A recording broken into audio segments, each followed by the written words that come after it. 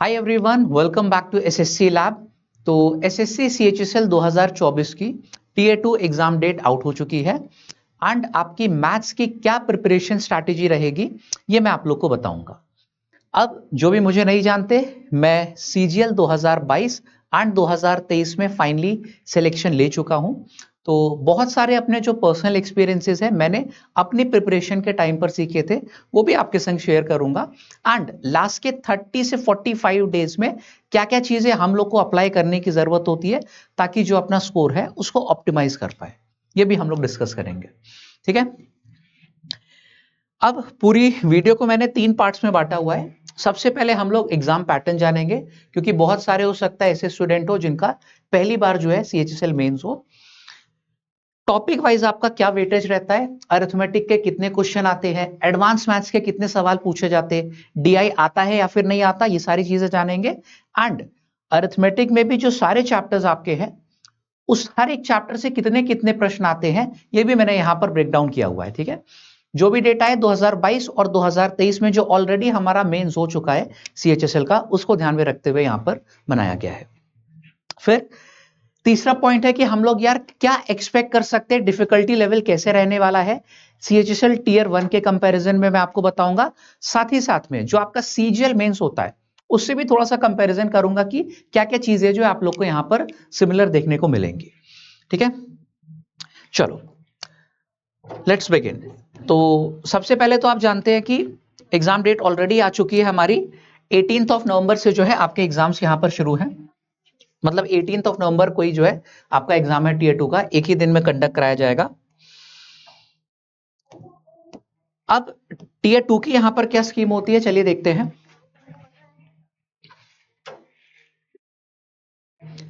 ठीक है, टीयर 2 की जो स्कीम है लेट्स फाइंड आउट।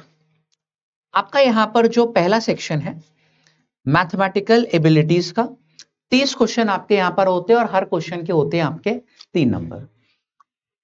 इसमें आपका मॉड्यूल 2 जो होता है रीजनिंग, वापस से अगेन 30 क्वेश्चन आपके होते हैं 3 मार्क्स के एंड -1 की यहां पर नेगेटिव मार्किंग होती है, +3 -1, जैसे कि सेम आपका एग्जैक्टली एसएससी सीजीएल मेंस में भी होता है ना। नंबर ऑफ क्वेश्चंस भी वहां से जो है सेम रहती है। आपको 1 घंटे में ये 60 सवाल करने होते हैं। इसके बाद क्या होगा, टाइमर समाप्त, आपका जो अगला सेक्शन है वो शुरू हो जाएगा यहाँ पे। नेक्स्ट सेक्शन आपका होता है इंग्लिश लैंग्वेज एंड कॉम्प्रिहेंशन का, जिसके 40 क्वेश्चन होते हैं 3 marks each, and general awareness जिसमें 20 क्वेश्चंस ऑफ 3 मार्क्स ईच। ठीक है, 180 मार्क्स आपके यहां पर बन गए एंड 180 मार्क्स जो है यहाँ पे आपका मैक्सिमम बन जाता है। अब इसमें आप लोगों का जैसे 1 घंटे है, आपके पास पूरे 60 क्वेश्चन दे दिए जाते हैं। ठीक है, इसमें ऐसा नहीं है कि 30-30 मिनट में बांटा गया है। आपका अगर मैथ्स जल्दी हो जा रहा है 25 मिनट में, आप लोग रीजनिंग को ज्यादा समय दे सकते हैं, या फिर अगर आपका रीजनिंग जल्दी हो गया आप लोग मैथ्स को जो है ज्यादा समय दे पाएंगे। 1 घंटे में आपका टाइमर समाप्त होगा, फिर तुरंत आपका जो सेक्शन 2 है इंग्लिश एंड जीके जीएस वाला वो आपका शुरू हो जाएगा। ठीक है, सेक्शन 3 हमारा होता है कंप्यूटर नॉलेज मॉड्यूल, जिसके आपके 15 सवाल आते हैं ऑफ 3 मार्क्स ईच, लेकिन ये केवल क्वालिफाइंग इन नेचर होता है। जो आपकी मेन मेरिट लिस्ट बनती है वो सेक्शन 1 एंड सेक्शन 2 के आधार पर बनेगी। ठीक है, ये आपका क्वालिफाइंग इन नेचर हो जाएगा। उसके बाद आपका जो है स्किल टेस्ट या फिर टाइपिंग टेस्ट होता है, हर पोस्ट के लिए दिया है, डेटा एंट्री ऑपरेटर के लिए। ठीक है, और एलडीसी के लिए आप लोगों का दिया गया है कि क्या क्या टाइपिंग टेस्ट है, ये उसके बाद कन्वर्ट कराया, उसके बाद जो है कंडक्ट कराया जाता है सेशन 2। ठीक है, ये आपका एक साथ होता है, इसमें कोई भी आप लोग को बीच में टाइम नहीं दिया जाएगा, है ना। जैसे ही सेक्शन 1 समाप्त हुआ तुरंत सेक्शन 2 शुरू हो जाएगा, जैसे ये समाप्त हुआ तुरंत आपका सेक्शन 3 कंप्यूटर नॉलेज वाला जो है समाप्त हो जाएगा। इसके बाद आपको थोड़ा सा ब्रेक दिया जाता है, फिर जो है आपका ये टाइपिंग टेस्ट जो है कंडक्ट कराया जाता है। तो ये है आपका पूरा पैटर्न सीएचएसएल टीयर 2 में सिलेक्शन पाने का। अब लास्ट ईयर हुआ क्या था कि मतलब इसमें होता क्या है, एग्जैक्ट जो कट ऑफ होती है वो रिवील नहीं करी जाती, सीधे जो आपकी लिस्ट ऑफ स्टूडेंट्स है जो कि क्वालिफाई हुए हैं, जिनको फाइनली जॉब मिल गई है, वो आउट कर दी जाती है रिजल्ट में। तो हम लोग ये नहीं बता सकते कि इसका यार कट ऑफ क्या गया था। ठीक है, लेकिन मैं सीरियल से कंपेयर करते हुए आप लोग को आइडिया जरूर दूंगा वहां पर, क्योंकि ऑलमोस्ट सिमिलर पैटर्न जो है यहां पर देखने को मिलता है। अब सिलेबस जो टीयर 2 का है वो सेम है यहां पर।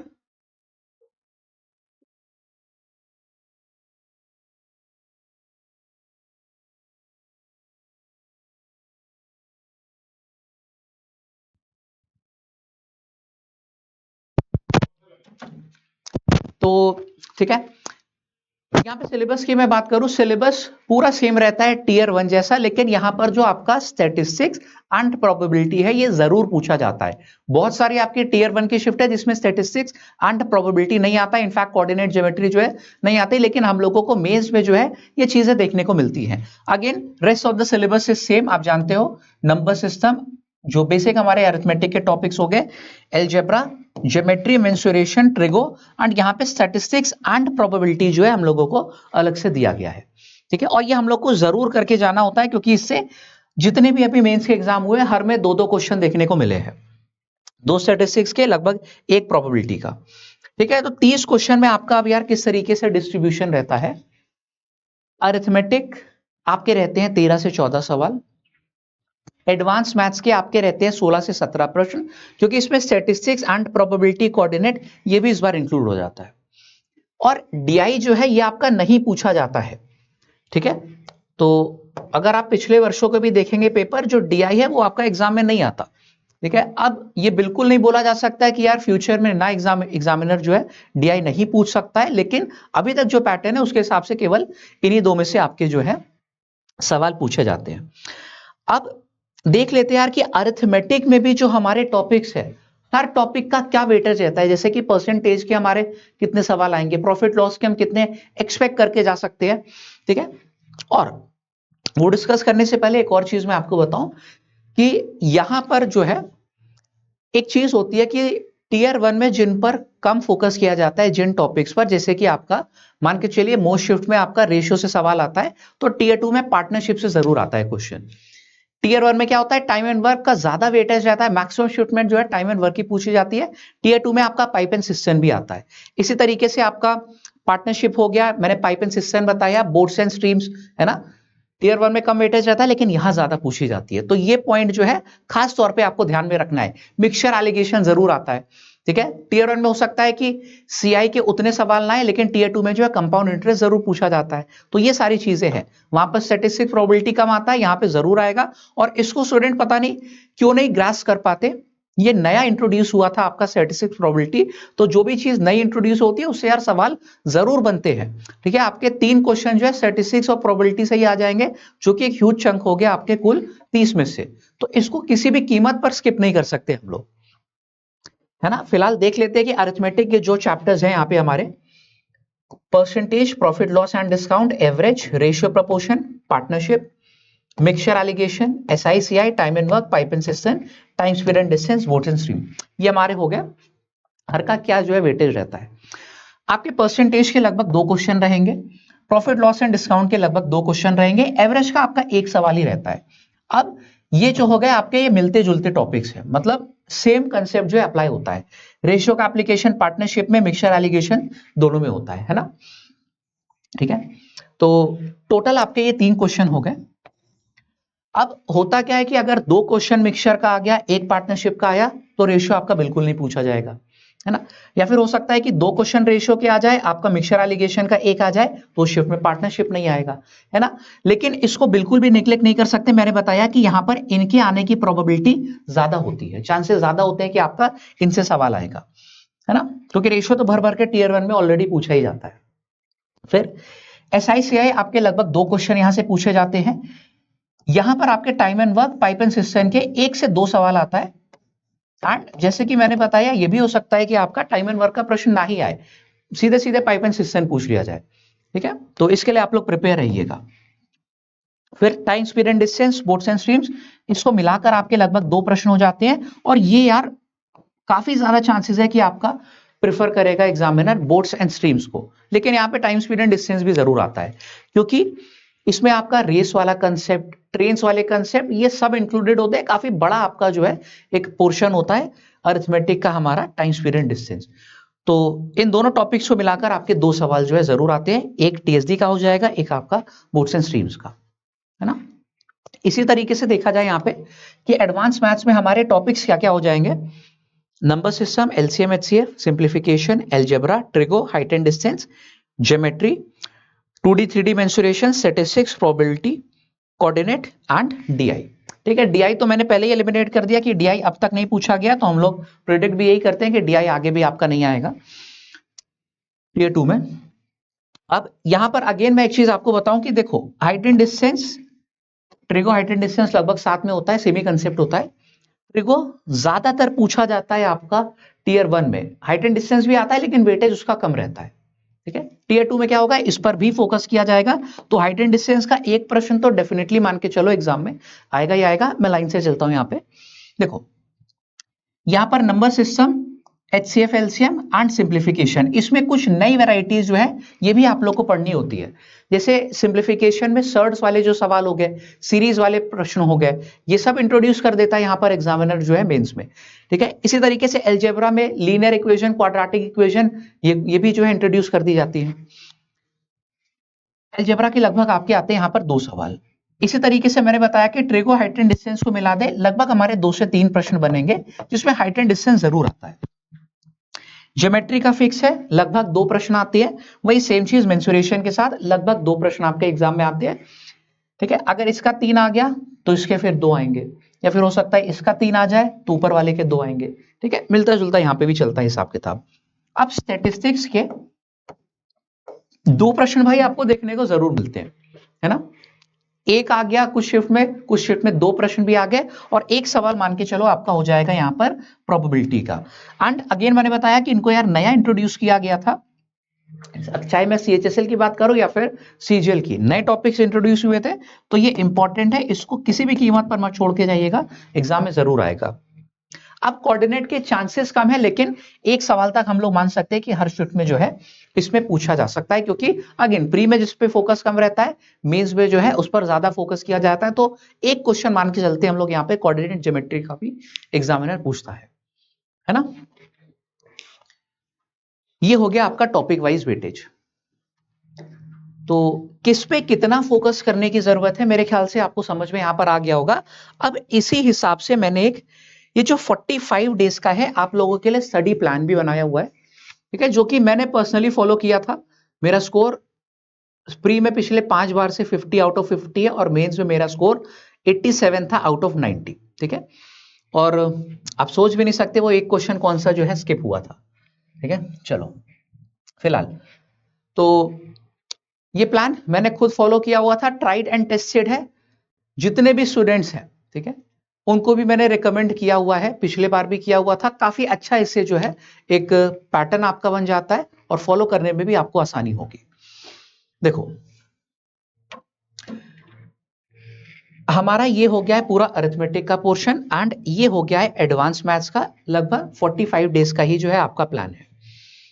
आपको हर पे कितना कितना टाइम देने की जरूरत है, ये मैक्सिमम है। एंड ये मैं प्रैक्टिस की बात कर रहा हूं, बिकॉज मैं देखो एक्सपेक्ट कर रहा हूं कि आप लोग टीयर 1 देकर आए हैं, तो ऑलरेडी बेसिक्स आपको मालूम होंगे। ये मैं हाई लेवल की प्रैक्टिस बात, हाई लेवल जो है प्रैक्टिस की बात कर रहा हूं। और प्रैक्टिस आप लोगों को ना कि केवल CHSL की करनी है, आपको जो CGL के प्रश्न है, ठीक है, बोथ मेंस एंड प्री, इसकी भी प्रैक्टिस करनी है। ठीक है, डिफिकल्टी लेवल क्या होगा ये मैं अभी बताऊंगा।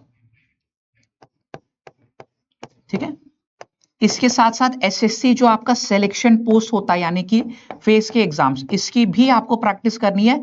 जो भी बढ़िया बढ़िया प्रश्न है, क्योंकि SSC में सेम पैटर्न के सवाल रिपीट होते हैं डिफरेंट डिफरेंट एग्जाम में।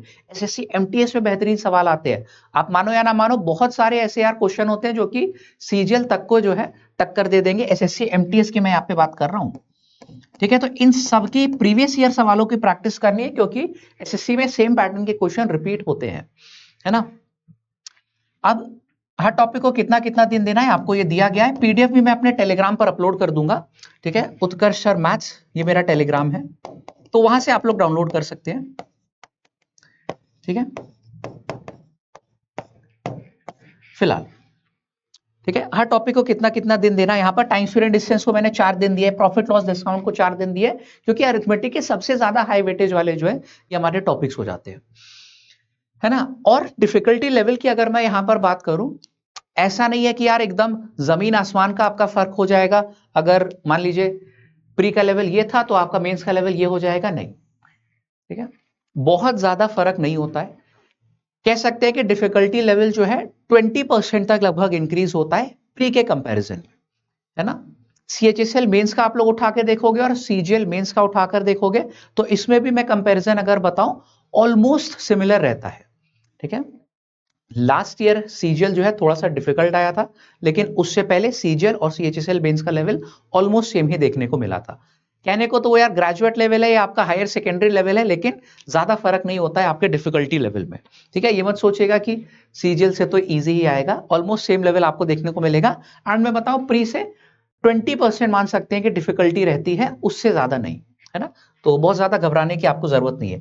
ऐसा नहीं कि कुछ बहुत ज्यादा नया आपको इंट्रोड्यूस कर देगा, है ना। जगह अगर इलेक्शन के सवाल प्री में आ रहे थे तो इलेक्शन के सवाल मेंस में भी आएंगे, है ना। डिसऑनेस्ट शॉपकीपर यहां पर आ रहा था तो डिसऑनेस्ट शॉपकीपर मेंस में भी आएगा। हाँ, लेकिन ये चीज फिक्स है कि 3-4 नए पैटर्न के सवाल आपको जरूर देखने को मिलते हैं जो कि फंसा सकते हैं। ठीक है, ये बात तो तय है। इसी तरीके से देखो यहां पर एडवांस मैथ्स की अगर मैं बात करूं, आपको कितना कितना दिन देना है प्रैक्टिस के लिए। आपको नंबर सिस्टम में जैसे कि 2 दिन देने, और इसमें सभी चीजें आपको रिवाइज करनी है, जो भी डिविजिबिलिटी है सबकी प्रैक्टिस करनी है। ठीक है, डिविजिबिलिटी हो गया, रिमाइंडर थ्योरम, यहाँ पे फैक्टर्स वाले सवाल आपके बनेंगे, है ना। इसी तरीके से एचसीएफ, एलसीएम और सिंप्लीफिकेशन को मिलाकर आपको 3 दिन देने हैं। नई वैरायटीज वाली सिंप्लीफिकेशन बिल्कुल पढ़ के जानी है। ठीक है, एल्जेब्रा, ट्रिगो, इन सबको कितना टाइम देना है आपको यहाँ पर दिया गया है ना। एंड स्टैटिस्टिक्स, प्रोबेबिलिटी अगर भाई नहीं पढ़ी है तो आज ही से इसको पढ़ लो। ठीक है, एंड में जब रिवाइज करोगे तो बहुत आसानी आपको होगी, क्योंकि ये स्टैटिस्टिक्स खास तौर पे बहुत सारी इसमें वैरायटीज है जो कि सीधे सीधे फॉर्मूला बेस्ड है ना। आपका मीडियन क्लास, मॉडल क्लास, इन सब के जो है फॉर्मूले होते हैं क्लास इंटरवल वाले, तो आपको ये फॉर्मूलों के थ्रू ही यहाँ पर एप्लीकेशन होता है ना। नहीं आपने कवर किया है, इसको बिल्कुल कर लीजिए अभी ही। और वही सेम चीज प्रोबेबिलिटी के साथ है, क्योंकि इसको एंड के लिए अगर छोड़ोगे कि आखिरी में कर लेंगे यार, वो बिल्कुल नहीं हो पाएगा। आखिरी में समय ही नहीं बचता है। रिवीजन आप लोग कर ले जाओ, ये बहुत बड़ी बात है, और ये मैं अपने एक्सपीरियंस से बता रहा हूं। ठीक है, तो ये पूरा 45 डेज का आपका जो है यहां पर प्लान हो गया। एंड एक जो चीज है जिसपे मैं जितना ज्यादा एम्फेसाइज करूं उतना कम है, कि आपको जो है कंप्लीट मॉक्स ये देने शुरू कर देने हैं लगभग 25 days before your exam. Complete मॉक्स की मैं बात कर रहा हूं, है ना। क्योंकि यार बिना मॉक के सिलेक्शन आपका पॉसिबल नहीं है ना, सिंपल सी बात है। आप लोग चाहे तो सेक्शनल मॉक अलग से दे सकते हैं। आपको लग रहा है कि नहीं मेरी मैथ्स वीक है तो मैथ्स का सेक्शनल मॉक जो है अलग से दे रहा हूं, मैथ्स और रीजनिंग वाला जो कंबाइंड आता है। आपको लगता है कि नहीं मुझे इंग्लिश की ज्यादा प्रैक्टिस की जरूरत है, इंग्लिश और जीएस का सेक्शनल भी आप लोग दे सकते हो। लेकिन 25 दिन जब भाई आपके एग्जाम के रह गए, तब से आपको डेली एक मॉक देना ही देना है, इसमें विदाउट एनी फेलियर। ठीक है, यहां पे ऐसा नहीं कि आज यार हम लोग ये वाला चैप्टर रिवाइज कर ले रहे हैं, आज मॉक नहीं देंगे, क्योंकि हो सकता है रिवीजन आपका उतना फायदा ना करे जितना आपको यहां पर मॉक करेगा, है ना। ये प्रिपेयर कर देगा एग्जैक्ट आपका रियल टाइम जो वहां पर एनवायरमेंट होगा उसके लिए। ठीक है, आपको समझ में आ जाएगा कि यार नहीं, अगर मैं स्पीड शुरू से नहीं बढ़ाता तो मैथ्स में मेरे क्वेश्चन जो है 3-4 पक्का छूट रहे हैं।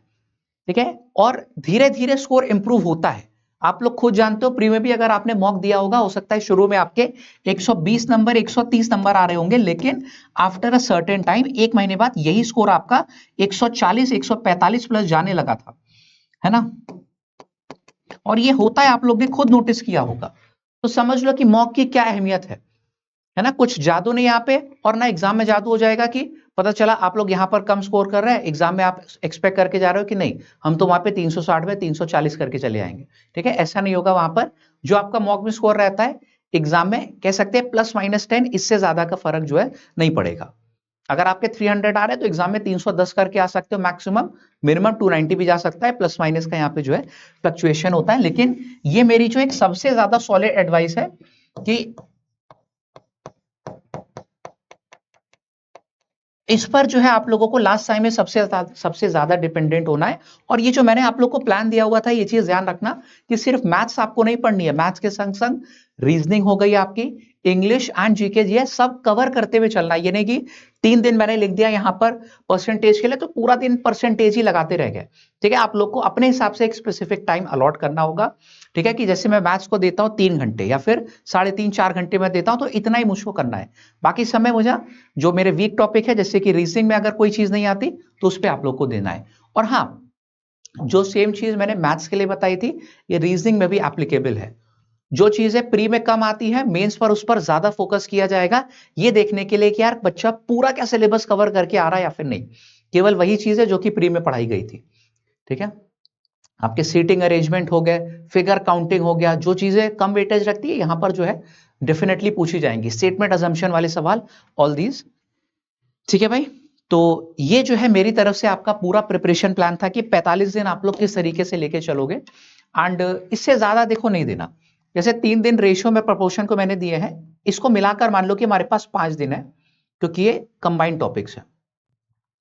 तो अब 5 दिन से ज्यादा आप लोग के पास देने के लिए होगा ही नहीं। ये मत करना कि यार इसको 10 दिन जुटे पड़े हो, क्योंकि यार समझो भाई, हो सकता है इसे आपने 10 दिन दे दिए, एक भी क्वेश्चन एग्जाम में ना आए। ठीक है, हर छोटे छोटे टॉपिक को यहाँ पे कवर करते हुए चलना है, चाहे पार्टनरशिप हो, mixture allegation, boat and streams, इसी तरीके से एडवांस मैथ्स में हाइट एंड डिस्टेंस, क्योंकि कोई भी एक टॉपिक पकड़ के एग्जामिनर उसका वेटेज ज्यादा बढ़ा सकता है। ठीक है, कोई एक छोटा टॉपिक भी पकड़ के, तो जितना टाइम दिया है इससे एक्सीड नहीं करना है, ना ही आप लोग को कम देना है। ठीक है, तो इसको फॉलो करिए, एंड इसी तरीके की और स्ट्रैटेजीज देखो मैं लेकर आता रहता हूं, तो चैनल को यार सब्सक्राइब जरूर कर लेना। ठीक है, कोई सा भी आपको एग्जाम देना हो, ठीक है, मेरे टेलीग्राम से जुड़ जाओ, वहां पर आपके पास जो फॉर्मूला बुक्स है free of cost already uploaded है, तो वहां से एग्जाम के टाइम पे रिवीजन में बहुत आसानी आपको होगी। ठीक है, this is my Telegram, Utkarsh sir maths.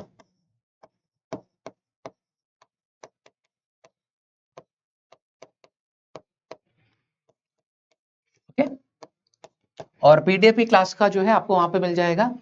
बाकी अभी इतना ही रखते हैं, see you guys in the next session. अच्छा लगा है तो कमेंट करके जरूर बताइएगा, एंड हाँ, सब्सक्राइब कर लीजिए अगर अभी तक आप चैनल से नहीं जुड़े हैं तो। Bye bye.